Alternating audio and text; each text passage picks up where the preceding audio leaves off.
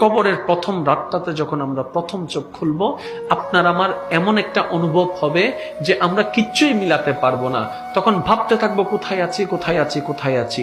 ইত্য বছরে একটা ভয়ানক আওয়াজ আমাদের কানে বেশি আসবে। তখন মন বলবে কেউ আসছে, কেউ আসছে।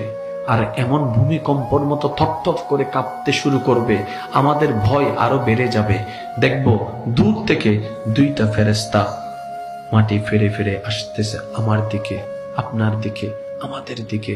যার চোখগুলো হবে নীল বর্ণের চোখ, নখগুলা হবে লম্বা লম্বা, চুলগুলা হবে আউলা জাউলা, ভয়ানক চেহারা। আওয়াজ করে করে, গর্জন করে করে আমাদের দিকে আসতে থাকবে। পাগলের মতো চেষ্টা করব ডাইনে যাওয়ার জন্য, বামে যাওয়ার জন্য, কিন্তু হায় আফসোস, আত্মীয় স্বজন প্রিয়জনেরাই তো আমি যেন বের হতে না পারি চতুর্দিকে মাটির দেওয়াল তুলে দিয়েছে। আমার প্রিয়জনেরাই তো আমি যেন জিন্দা হলো বের হতে না পারি, উপর থেকে মাটি দিয়ে আবার পানি দিয়ে শক্ত করে দিয়েছে যেন বের হতে না পারি। জিন্দা হলো, দোষ মনে করে নাই ভাই, আপন জনেরাই করেছে, আপন জনেরাই করবে। যখন এই অনুভূতিটা হবে, তখন আপনার আমার কাছে দুনিয়াটা কেমন মনে হবে জানেন? ঘুমের মধ্যে স্বপ্ন দেখলে স্বপ্ন যেমন বাস্তব, ঘুম থেকে উঠলে স্বপ্নটাকে যেমন একটা সাময়িক একটা স্বপ্ন মনে হয়, কবরের প্রথম রাতে আপনি আমি চোখ খোলার পরে এই দুনিয়ার 20, 30, 50, 60 বছর, 70 বছরের এই লম্বা জীবনটাকে একটা ছোট্ট স্বপ্নের মতো মনে হবে।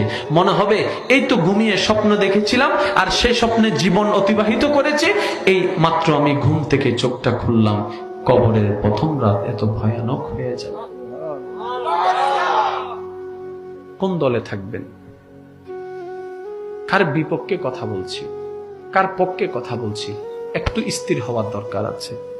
এখন কবরের মধ্যে আমি অসহায়, ডাকলাম সবাইকে, মা আসো, বাবা আসো, সবাই বলছে আই ডোন্ট নো, চিনি না তোমাকে।